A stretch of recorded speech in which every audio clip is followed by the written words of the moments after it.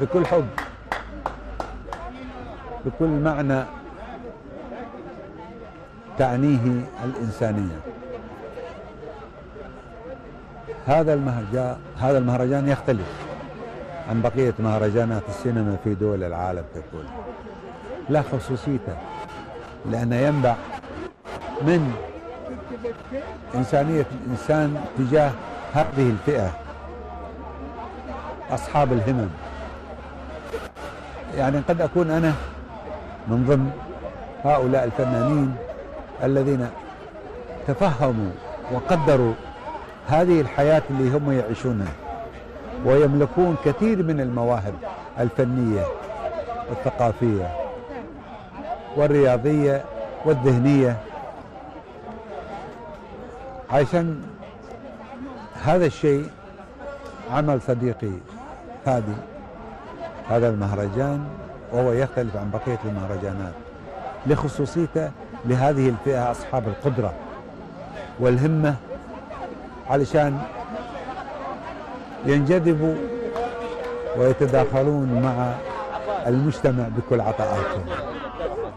فنحن كلنا كفنانين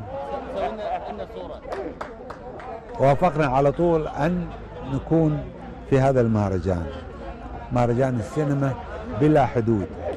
فعلا الإنسانية واتجاه الإنسانية وعطائهم بلا حدود، ما له حد، لا بالخليج ولا بالوطن العربي، إنما بالعالم ككل عبر هذه الكرة الأرضية.